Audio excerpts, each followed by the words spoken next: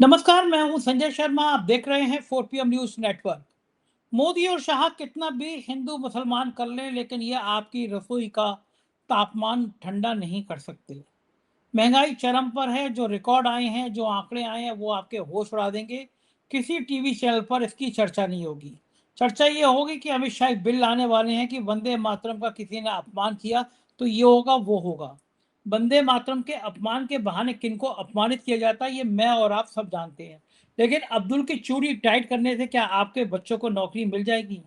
अभय दुबे जी से मैंने विस्तार से बातचीत की है, वांगचुक के बिगड़ते हुए हालात पर, सरकार की चुप्पी पर, सरकार के नाकारापन पर। अच्छी चर्चा है, आप सुनेंगे तो अच्छा लगेगा। चलते हैं अभय दुबे जी के पास। 4 PM न्यूज नेटवर्क में बहुत बहुत स्वागत है अभय दुबे जी आपका। अमित शाह जी वंदे मातरम का अपमान करने वालों को सबक सिखाने के मूड में आ गए हैं। वंदे मातरम का अपमान कौन कहता करता है ये अलग विषय है, लेकिन किसको टारगेट किया जाता है ये सब जानते हैं। भारत में रहना होगा तो वंदे मातरम कहना होगा।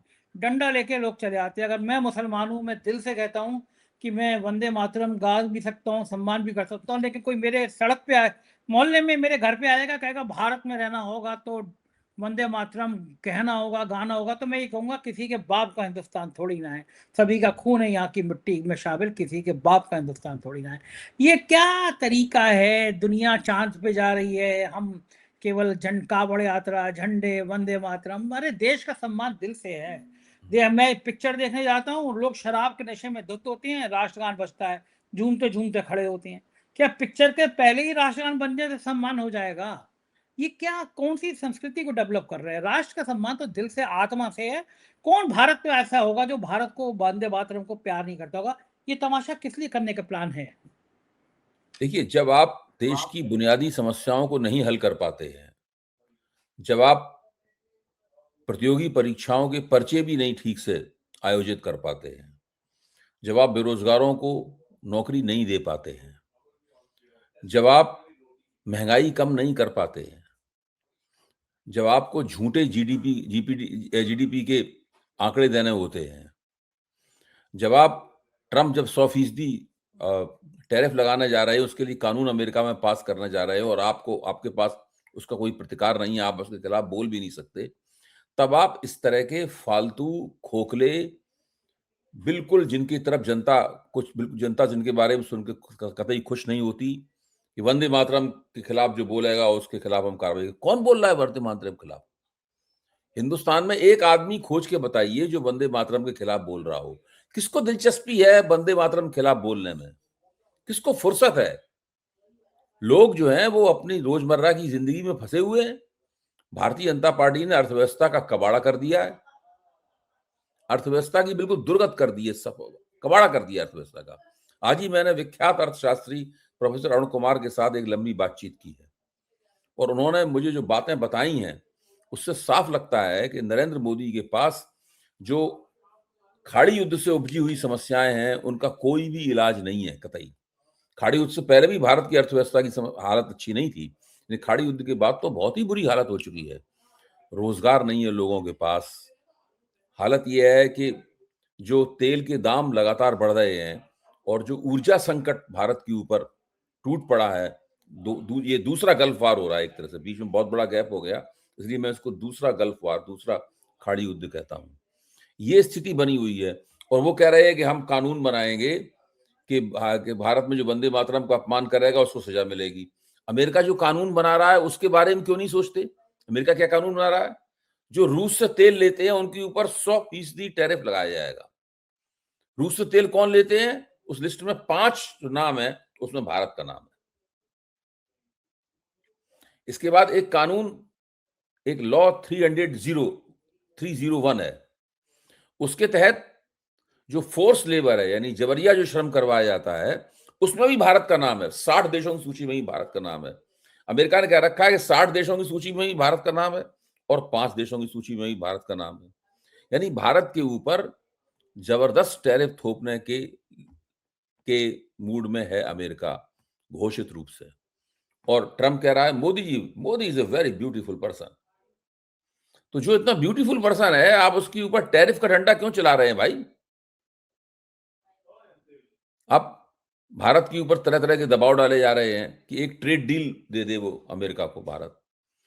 उस ट्रेड डील में भारत अपना पूरा एग्रीकल्चर सेक्टर, पूरा कृषि क्षेत्र खोल दे। ये इन सब चीजों को तो आप हल नहीं कर पा रहे हैं। आप इसमें लगे हुए हैं जो वंदे मातरम का अपमान करेगा उसके खिलाफ हम कानून आएंगे। बना दीजिए कानून। ठीक है, आपके पास नंबर्स हैं, आपके पास संख्याएं हैं, आप कानून बना दीजिए। उससे क्या फर्क पड़ेगा? उससे देश की क्या कोई समस्या हल होगी? कोई समस्या इस देश की हल नहीं होगी। इस देश में अगर आप 1 करोड़ लोगों में सर्वे कीजिए, मैं 1 करोड़ लोगों में सर्वे कह रहा हूं, उसमें 1% लोग भी नहीं मिलेंगे जो वंदे मातरम गाना जानते होंगे, उसका मतलब समझते होंगे, उसका हाँ, इतिहास पूरा गाना नहीं आता होगा, बीजेपी कुछ के नहीं, नेताओं को, मंत्रियों को नहीं कुछ आता नहीं। होगा। ये सिर्फ आरएसएस और बीजेपी और उनके जो प्रशिक्षित स्वयंसेवक हैं उनमें भी एक बहुत छोटा सा हिस्सा, ये उनको खुश करने के लिए और मुसलमानों के खिलाफ प्रचार करने के लिए ये वंदे मातरम देखिए ये गोड़ पिट चुकी है। संजय जी, आप किसी को जब 2014 में सत्ता में आए थे तब इन बातों को असर होता था। ये गोड़ पिट चुकी है। ये सब बातें करके आप इस देश में आपके खिलाफ जो एंटी इनकम्बेंसी जमा हो रही है, संजय जी के खिलाफ नहीं, मोदी जी के खिलाफ जो एंटी इनकम्बेंसी जमा हो रही है, उस एंटी इनकम्बेंसी को आप बंद नहीं कर सकते। इनकी बड़ी दुर्गत होने वाली है। आप देखिए, ये राष्ट्रीय मंच पर खड़े होकर ये नहीं कह रहे कि हम इतने लोगों को हमने रोजगार दे दिया। राष्ट्रीय मंच पर खड़े होकर ये नहीं कह रहे कि इतने लोगों को हमने महंगाई की समस्या से छुटकारा दिला दिया। ये सब कुछ नहीं कह रहे इतने लोगों को। वंदे मातरम खिलाफ कानून बनाएंगे। कितनी हास्यास्पद बात है। अब कोई इससे प्रभावित नहीं होता। वो जमाना चला गया जब इससे लोग प्रभावित होते थे। ये सब बहुत ही घिसी पिटी बातें हो चुकी हैं। ये हम लोग इतने डरे हुए हैं कि अमेरिका ने ईरान पर जब स्ट्राइक करी कल, उसमें चाबहार पोर्ट को भी निशाना बनाया गया। भारत ने करोड़ों रुपए, सैकड़ों करोड़ रुपए इस पोर्ट पर लगाए हैं। हमारे बहुत सारे हित इस पोर्ट से करते हैं। भारत की कंपनी आईपीजीएल इसका संचालन करती है और ये बंदरगाह भारत को, पाकिस्तान को बाईपास करके अफगानिस्तान और मध्य एशिया तक व्यापारिक पहुंच बनाता है। उस पर भी अटैक किया गया। हमारे हमारे संस्थानों पर अटैक किया जा रहा है, हमारे लोग मार दिए जा रहे हैं, नाविक मार दिए गए। हमारे मुंह से आवाज नहीं निकल रही। कौन सा टेप लगा दिया? क्या वाकई में एप्स्टीन फाइलों में है कुछ ऐसा जो डराता है, जो खौफ संजय पैदा जी, करता मैं है? तो पहले कॉन्स्पिरेसी थ्योरी विश्वास नहीं करता, लेकिन मुझे अब आपकी बात का समर्थन करने में कोई खास दिक्कत नहीं हो रही। मेरा कहना है कि जरूर कुछ ना कुछ ऐसा है जिसकी वजह से मोदी जी महसूस करते हैं कि उनका हाथ चट्टान के नीचे दबा हुआ है। और जब हाथ पत्थर के नीचे दब जाए, उसके बाद आप हाथ को झटका देकर नहीं निकालते, तो हाथ दबा रहता है। उसके अंदर बहुत धीरे धीरे कोशिश करते हैं कहीं कुछ हाथ खिसक आए, वरना हाथ वहीं रह जाएगा अंदर, और आप जब बाहर निकलेगा उसमें हाथ नहीं होगा। मोदी जी का हाथ कहीं ना कहीं ट्रंप के नीचे दबा हुआ है, मुझे पक्का यकीन है। और मोदी जी और भी घरेलू स्तर पर ही बहुत संकट में फंसे। इनकी डिग्रियों वाले सवाल में फिर किसी ने पत्र लिख दिया है, बहुत महत्वपूर्ण, कोर्ट को लिख दिया है और कहा है कि जो चूंकि मोदी जी ने अपने चुनावी हलफनामे में अपनी डिग्रियों का हवाला दिया है, इसलिए अब ये प्रश्न सार्वजनिक हो गया है। इसलिए अब इस प्रश्न के ऊपर जो है इनकी जुडिशियल स्क्रूटनी हो सकती है। तो मसले इन बहुत हैं और नरेंद्र मोदी इन मसलों में फंसने वाले हैं। ये बच नहीं सकते इनके साथ में। मैंने तो एक बार, मैं और संजय सिंह दोनों एक टीवी कार्यक्रम में थे। हमने और संजय सिंह दोनों ने कहा कि जिस दिन नरेंद्र मोदी प्रधानमंत्री नहीं रहेंगे, इन्हें फर्जी डिग्री में जेल जाना पड़ेगा। हम दोनों ने कहा। तो जी ये चौंका रहे हैं आप? कैसी बातें कर रहे हैं? ऐसा भी हो नहीं, सकता है ये कि काफी दिन पुरानी बात। उस जो मैं टीवी चैनल का नाम नहीं लूंगा, वो भी मेरे एक मित्र का ही है। उन्होंने फौरन एडिट कर दिया इसको, ये टीवी में नहीं दिखाया गया। बाद में संजय ने मुझे फोन किया कि भाई अभय जी ये क्यों एडिट कर दिया गया। हमने, हम दोनों मिलकर चल के पूछेंगे उससे। ये स्थिति है इन लोगों की। वो एक शायद नेटवर्क 18 ही है, उसके चैनलों के बहुत सारे एंकरों को हटा दिया गया जो गडकरी जी के एथेनॉल पेट्रोल पे डिस्कशन कर रहे थे, इंस्टाग्राम पे लिख रहे थे। नए नए एंकर ले आए हैं वो। मतलब इस देश में टीवी चैनलों पे भी है कि अगर एंकर ने कुछ पूछ लिया, एंकरियों ने पूछ लिया, आप सोचो इतना खौफ है। जिस लेकिन पेट्रोल संजय पंप जी, पे जाओ, ये दुर्गति जो है, जो टीवी चैनल भी खुद भी इसके जिम्मेदार हैं। देखिए, कोई भी सत्ता में जो होता है वो चाहता है कि पत्रकार उसके तलवे चाटे। अच्छा, पत्रकार यहाँ पे बहुत उत्सुक हैं तलवे चाटने के लिए, तो वो तो आराम से बैठ के अपना पैर उठाएगा और कहेगा तलवे चाटो, जूता भी मत उतारो, जूते का तला ही चाटो। तो ये जब सब सारे पत्रकार तैयार हैं, सारे मालिक तैयार हैं, सारे बड़े-बड़े पूंजीपति जिनका मीडिया में बहुत शेयर खरीद रखे उन्हें, वो सब तैयार हैं, तो और क्या चाहिए उनको? पूंजीपतियों को, पॉलिटिशियंस को, सबको मजा आता है कि पत्रकार उनके तलवे चाटें। जो लोग पब्लिक ओपिनियन बनाते हैं, वो अगर उनके तलवे चाटने के लिए तैयार हैं, तो इससे ज्यादा खुशखबरी उनके लिए और क्या हो सकती है? मैं मानता हूं कि पत्रकार इसमें मुख्य तौर पर जिम्मेदार है। हाँ, देखिए, बिल्कुल ठीक बात। लोकतंत्र को बनाए रखना, आलोचना के अधिकार को बनाए रखना, ये सब पत्रकारों की जिम्मेदारी है। उन पत्रकारों की, ठीक है, हम कहीं नौकरी करते हैं, हमें मालिक के आदेशों का भी पालन करना है, लेकिन हर चीज की एक सीमा होती है। आप पत्रकारिता के अपने मूल्यों को बनाए रखते हुए भी मालिक के आदेशों का पालन कर सकते हैं। इसके लिए कोई जरूरी नहीं है कि आप, जैसे लालकृष्ण आडवाणी ने इमरजेंसी के बाद अपनी किताब में लिखा भी था कि उनसे झुकने के लिए कहा गया, लेकिन वो रेंगने लगे। ये वो लोग हैं जो कभी उठे ही नहीं, जो शुरू से रेंगते ही हैं। हाँ, सही बात है। और आपको याद होगा अभी पिछले दिनों अंजना ओम कश्यप जी ने खान सर और बाकी टीचर कॉमर्स पर 4 PM पर मुकदमा कर दिया। तो हाई कोर्ट में डेट के बाद डेट हुई, अंजना ओम कश्यप जी बेचारी ने अपना वकील बदल दिया, लेकिन स्टे नहीं मिल पा रहा था। तो फिर कोर्ट ने कहा कि भाई ये ऐसा मसला नहीं है। हम लोगों ने कहा कि ये मानहानि कहाँ से? वो कह रही है कि हमारी पहचान किसी ने, हमारे बच्चों की पहचान किसी टीचर ने डिक्लेयर कर दी, हमने तो नहीं की थी। हमारे लिए ये था कि साहब इन्होंने कुछ कुछ शब्द बोल दिया हमारे लिए। तो हमारे वकील ने कहा कि इनकी पहचान डिक्लेयर कर दी, इनको धमकी मिल रही है। तो अमित शाह जी ने कहा कि तुरंत पता कर ले कौन धमकी दे रहा है, जेल चली जाएंगे। कोर्ट ने भी समझ लिया कि इसमें मानहानि तो कुछ है नहीं। तो कोर्ट ने कहा भाई आप लोग लड़ रहे हो, आपस में मध्यस्थता कर लो। अभी अब मेरे वकील और अंजना आज तक के वकील, मतलब अंजना ओम जी के वकील बैठे, तो वकील आप क्या कह रहे हैं कि संजय शर्मा जी ये जो है अपने 3-4 ट्वीट और ये 3-4 वीडियो डिलीट कर दें, तो हम लोग मध्यस्थता कर लेंगे। मैंने कहा ना तो एक भी वीडियो डिलीट हो रहा और ना एक भी मैं ट्विटर एक्स डिलीट करने वाला। तुम यहाँ लड़ लो, सुप्रीम कोर्ट लड़ लो, जहाँ लड़ना हो लड़ लो। तुम देश भर दिन भर बैठ के हिंदू मुसलमान करते हो, बदतमीजी करते हो, एक लोगों को अपमानित करते हो, तो तुम्हें शर्म नहीं आ रही? मुझसे उम्मीद कर रहे हो मैं डिलीट करूंगा, तो मैंने तो किया नहीं। तो जब आपने चैनल का जिक्र किया तो मुझे याद आया। बताइए इस हद तक आज तक को समस्या होती है, दूसरों को ये करते हैं तो क्या होता है इनको? ये हिंदू मुसलमान करते हैं तो क्या होता होगा इनको? तो इनको शर्म नहीं आती हो क्या भाई? ये ऐसी करते रहते होंगे, इनको फर्क पड़ता होगा नहीं पड़ता होगा? आप तो टीवी चैनलों में बहुत रहे हैं। मेरा कहना है कि शर्म जो है ना, वो इन लोगों के लिए एक अजनबी शब्द हो गया है।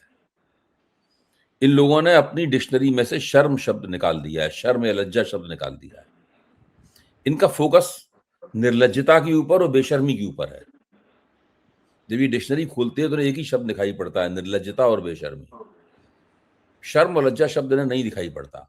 इसलिए इनसे ये उम्मीद करना भी बेकार है, कि इनसे ये कहना भी बेकार है कि आपको इस पे शर्म नहीं आती, उस पे शर्म नहीं आती। सही बात है। देखिए, जिस दिन इस देश से भारतीय जनता पार्टी की सरकार जाएगी, नरेंद्र मोदी की सरकार जाएगी, उस दिन बीजेपी वालों का क्या होगा मुझे नहीं पता, मैं उसकी कल्पना भी नहीं करना चाहता। हालांकि बीजेपी वाले वो कल्पनाएं करके शहर जाते हैं, क्योंकि जिस डंडे से वो लोगों को पीट रहे हैं उन्हें लगता है कि उसी डंडे से उनको ही पीटा जाएगा। लेकिन ये एंकर और एंकरनियां क्या सोचते होंगे उस वक्त के बारे में? 2024 में इनका दिल इनकी हलक में आ गया था, जब बीजेपी की सीटें गिर रही थी और कांग्रेस की सीटें बढ़ रही थी। इनको लग रहा था कि हाय कहीं ऐसा ना हो जाए। क्या हाल होता है इनका? ये वही लोग हैं, जब चुनाव से पहले नरेंद्र मोदी बनारस में अपना रोड शो कर रहे थे, हिंदुस्तान का हर चैनल ने वहां पे अपने पत्रकार भेज रखे थे, जो 5 घंटे तक मुतबार थे नरेंद्र मोदी के रोड शो की रिपोर्टिंग वहां से करते रहे, जैसे कि बनारस में किसी देवता का अवतरण हुआ हो। आप सोचिए, बाद में नरेंद्र मोदी को पहले राउंड में, दूसरे राउंड में, तीसरे राउंड में नरेंद्र मोदी पीछे थे। देवता की हालत खस्ता थी। सही बात है। हार रहे थे, पीछे चल रहे थे, अजय राय थे। बिल्कुल। अच्छा, ये जो है भगवान राम भी अब मजे ले रहे हैं लोगों से, चंदा चोरों से। हर बार इन्हीं के अंदर से एक शगुफा छोड़ देते हैं इनकी फज्जत कराने को। ब्रजभूषण सिंह ने कहा योगी तो बड़े जान शान से कह के आए कि देखिए हनुमानगढ़ी पे नमाज पढ़ी गई थी, उनको लगा कि चंदा चोरों को बचाने के लिए दांव काम चल जाएगा।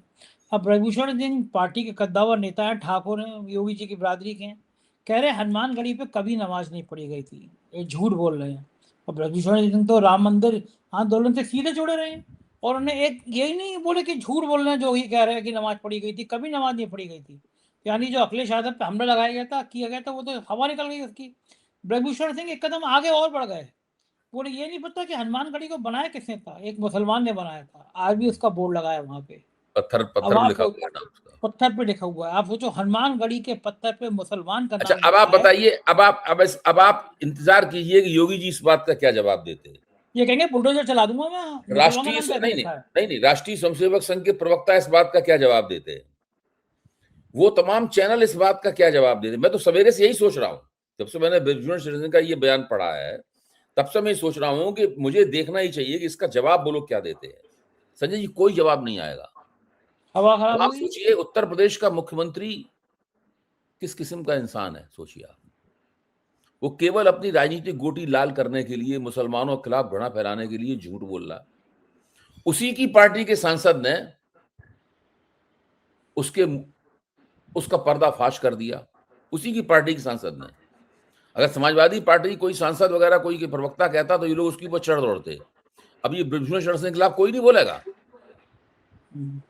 ब्रजभूषण शरण सिंह के खिलाफ, क्योंकि सब लोग जानते हैं ब्रजभूषण शरण सिंह अमित शाह का आदमी है। अगर कोई बोलेगा पत्रकार तो अमित शाह के खिलाफ बोलेगा। आप सोचिए क्या नंगनाच है, इसी को नंगनाच कहते हैं। उत्तर प्रदेश का मुख्यमंत्री 100% झूठ बोल रहा है, उसी की पार्टी का सांसद उसकी पोल खोल देता है, सारा मीडिया मुंह में दही जमा के बैठा हुआ है, कोई कुछ नहीं बोल रहा है, कोई कुछ नहीं बोलेगा। आप देख लीजिए, सवेरे ही आ गया था, मेरे ख्याल से 11-12 बजे तक ब्रजभूषण सिंह का ये बयान आ गया था। तब से अब तक मेरा मानना है कि 12 घंटे से ऊपर हो चुके हैं जब हम लोग ये प्रोग्राम रिकॉर्ड कर रहे हैं। इन 12 घंटे में आज तक किसी ने ब्रजभूषण शरण सिंह के वक्तव्य का खंडन नहीं किया। उस व्यक्ति को जो अपने आप को योगी कहता है, जो गोरखपीठ जैसी बड़ी ऐतिहासिक पीठ का महंत है, झूठा योगी, झूठा योगी। क्या झूठा योगी नहीं है वो? हाँ, ये उसे तो झूठी है चाहिए उसे चाहिए कि स्पष्ट आवाज में कहे कि ब्रजभूषण शरण सिंह झूठ बोल रहे हैं, वो ठीक है। प्रमाणित करें कि उन्होंने सही कहा कि नहीं कहा। ये योगी आदित्यनाथ के सामने इससे बड़ा चैलेंज उनके मुख्यमंत्रित्व में कोई नहीं आया जो ये आया है। ठीक बात। कहें वो इस बात को? हाँ, कभी नहीं कहेंगे, मतलब वो गले में अटका हुआ है, बार बार। नहीं, बिल्कुल कभी बिल्कुल जौहर चुप रहेंगे, कोशिश कभी करेंगे जल्दी जल्दी लोग उसको भूल जाएं। कभी जौहर यूनिवर्सिटी पे बुलडोजर की बात, कभी इसकी बात, लेकिन तो कभी यही कहेंगे नहीं। इसी प्रकार की थोथी बकवास खोखली किस्म की बातें करते रहेंगे। ब्रिजभूषण शरण सिंह ने, मैं उनका कोई प्रशंसक नहीं हूं, मैं उनका आलोचक ही नहीं, उनका निंदक भी हूं। उन्होंने जो किया है वो बहुत ही निंदनीय है, लेकिन उन्होंने ये कहा है और ये उन्होंने योगी आदित्यनाथ के सामने चैलेंज फेंका है। अब योगी आदित्यनाथ में अगर दम है तो इस चैलेंज का जवाब दें, इसका खंडन करें और ब्रिजभूषण शरण सिंह को आड़े हाथों लें। अगर वो दम है तो कहें उन्हें। अगर वो चुप रहते हैं तो आज के बाद से उनकी किसी बात पे कोई यकीन नहीं करेगा। बिल्कुल ठीक बात है। और हम लोग कल जिक्र कर रहे थे वांगचुक के आंदोलन का, लेकिन कांग्रेस ने तो पलटी मार दी, पवन खेड़ा गए वहां पे। पलटी नहीं मार मुझे दी, लग नहीं आप नहीं, मैं सहमत हूं आपकी बात से, पलटी नहीं मारी। उन लोगों का साफ तौर पर कहना है कि हम मानवीय दृष्टिकोण से वहां गए, कोई नहीं चाहता कि उनकी जान चली जाए। हम उनका जो स्टैंड है, उनकी जो राजनीति, उससे सहमत नहीं है। कांग्रेस का मामला बिल्कुल स्पष्ट है। उन्होंने कहा कि एक व्यक्ति है जो अनशन कर रहा है, उसकी जान न चली जाए, इसलिए हम उसके पास गए हैं। अब राहुल गांधी जा रहे हैं देहरादून में, इतना जबरदस्त उनका स्वागत हुआ, इस खबर पर कोई चर्चा नहीं करना चाहता। बहुत इस खबर पर जबरदस्त, कोई बहुत चर्चा नहीं करना, वही तो मैं कह रहा हूं, इस खबर पर कोई चर्चा नहीं करना चाहता। देश में पिछले 44 महीने में सबसे ज्यादा जो है वो थोक मूल्य सूचकांक की महंगाई बढ़ गई है, इस बात पे कोई चर्चा नहीं करना चाहता। सब लोग इस बात पे चर्चा करना चाहते हैं कि सोनम वांगचुक अनशन कर रहे हैं। सोनम वांगचुक के स्वास्थ्य की मुझे भी चिंता है, आपको भी चिंता है, राहुल गांधी को भी चिंता है, पवन खेड़ा को भी चिंता है, अभिजीत दीप को भी चिंता है, दीप के को भी चिंता है। लेकिन इन सवालों को तो पूछा जाना चाहिए। भाई अजीत अंजुम ने, आपके सौरभ द्विवेदी ने, सब लोगों ने ये सवाल पूछे हैं ना। सौरभ द्विवेदी ने सोनम वांगचुक से सवाल पूछे हैं कि भाई आपने क्या जांच पड़ताल कर ली थी, तब आप काकरोच जनता पार्टी जुड़े, उन्होंने क्या जवाब दिया है? इस बात को ध्यान रखा जाना चाहिए। जब अजीत अंजुम ने ये पूछा कि बताइए आपने राहुल गांधी के बारे में ये बातें क्यों कही थी, इसका क्या कारण है? मतलब अब आप क्यों चाहते हैं कि वो आपके कार्यक्रम में आए, जब आप उनके बारे में ऐसा सोचते हैं? तो अभिजीत दीपके ने क्या जवाब दिया? ये सब बातें रिकॉर्ड पे आनी चाहिए कि नहीं आनी चाहिए? ऐसा थोड़ी ना कि आज वो अनशन कर रहे हैं इसलिए उन्होंने पहले जो कहा था उन सब बातों को हम एकदम भुला दें, अचानक हम विस्मृति के शिकार हो जाएं, याददाश्त हमारी समाप्त हो जाए। ऐसा थोड़ी ना होता है। लेकिन एक टाइम में तो ममता बनर्जी ने संघ की बड़ी तारीफें की थी, बीजेपी की बड़ी तारीफें की थी। हाँ, तो हम सब याद करते हैं उनको। मैं इन बातों को 100 दफे कह चुका हूं। मैं इन बातों को 100 दफे कह रहा हूं। मुझे चुनाव थोड़ा लड़ना है ना संजय जी, आपको चुनाव लड़ना है। जिनको चुनाव लड़ना हो वो सब इन बातों को भुलाएं सुविधापूर्वक। हमको चुनाव लड़ना, हमको तो राजनीतिक समीक्षा करनी है। हमें जनता की स्मृति को तेज, जनता की याददाश्त को तेज रखना है। कुरेद के बताना है कि नेता लोग पहले क्या कहते हैं, बाद में क्या कहते हैं। जिस तरह हम लोग नरेंद्र मोदी की बातों में कहते हैं भाई आपने तब ये कहा था, अभी ये कह रहे हैं, तो इन लोगों में क्या सुरखाब के पर लगे हैं? इनको हम याद ना दिलाएं कि तुमने पहले क्या कहा था, आप क्या कह रहे हैं। अच्छा, लेकिन जिस हिसाब से वांगचुक को पूरे देश से समर्थन मिला, फिर आपने वही बात कर दी पूरे देश का। किस हिसाब से, कौन से बैरोमीटर से आपने पता लगाया कि पूरे देश ने समर्थन दे दिया? मैं तो ये देख कुछ सेलिब्रिटीज ने समर्थन, देखिए कुछ सेलिब्रिटीज ने समर्थन दिया है, सही बात है। समर्थन मैंने भी दिया है, समर्थन मैंने भी दिया है, क्यों? मैं ये नहीं चाहता कि उनके स्वास्थ्य को नुकसान पहुंचे। लेकिन ये कहना कि पूरा देश उमड़ रहा, अगर पूरा देश उमड़ रहा होता तो सुबह से जब तक वो भाषण देते हैं तब तक कुछ 100 लोग उनके होते हैं वहां पर, वो भाषण देते हैं तब 1000 लोग जुड़ जाते हैं। जो पहले दिन 5000 लोग आए थे वो भी नहीं आए आज तक वहां पर। वरना अगर सारा देश समर्थन दे रहा होता और सारे नौजवान समर्थन दे रहे होते तो अभी जंतर मंतर पर खड़े होने की जगह नहीं मिलती। ऐसा कौन सा जनता उमड़ रही है जंतर मंतर पे? आप अपना रिपोर्टर भेज के पता लगवा लो, गिनती करवा लो प्रति घंटे की रफ्तार से। 12 घंटे में कितनी देर में कितने आते हैं वहां पर, गिनती करवा लो वहां पर। ये मीडिया जनित तूफान है। चाय के प्याले में तूफान जो आता है ना, ये मीडिया के प्याले में आया हुआ तूफान है। इसके जरिए कहा जा रहा है कि पूरा देश ऐसा कह रहा है, पूरा देश। इसे वही बात है कि फलाने नेता के स्वर्ग, फलाने नेता की आज पुण्यतिथि है, पूरे संपूर्ण राष्ट्र ने उन्हें, कृतज्ञ राष्ट्र ने उन्हें श्रद्धांजलि दी। तो हम लोग जनसत्ता में थे तो हंसते थे, राष्ट्र में कौन श्रद्धांजलि दे रहा है भाई इस नेता को। उसी टाइप की बात है कि पूरा देश उनके साथ है। उसी तरह की बात है कि पूरा देश मोदी जी के साथ है। हम जानते हो 33% वोट मिलता है। बिल्कुल ठीक बात है। बहुत तो ऐसे सोशल मीडिया पे बन ही रहा है। माहौल सोशल मीडिया पर रहा है। मैं कह रहा हूँ मीडिया जनित तूफान है ये। हम नहीं सच बोलेंगे तो कौन सच बोलेगा? कब तक खत्म हो जाएगा आपके हिसाब से? 20 तारीख है ना, देखो 20 तारीख पे मोदी तय करेंगे कि आंदोलन किस घाट उतरेगा। बिल्कुल ठीक बात है। हमें हम लोग इंतजार रहेगा, 20 को डिस्कस करेंगे। बहुत बहुत शुक्रिया अभय जी, आपने समय दिया, बातचीत की, थैंक यू। ये थे अभय द्विवेदी जी और उन्होंने विस्तार से बताया कि सरकार की कार्यशैली क्या है, सरकार किस तरह आपका शोषण कर रही है, सरकार किस तरह तंत्र को खत्म कर रही है, आपके लोकतांत्रिक अधिकारों की हत्या कर रही है। आपको सिर्फ अब्दुल की चूड़ी टाइट करने तक के ख्याल तक सीमित रखा जा रहा है। नेताओं के बच्चे विदेश में पढ़ रहे हैं, मौज कर रहे हैं और आपको हिंदू मुसलमान में उलझा रहे हैं। आप क्या मेरी बात से, अभय द्विवेदी जी की बात से सहमत हैं? कमेंट करके जरूर बताइएगा। शुक्रिया, थैंक यू।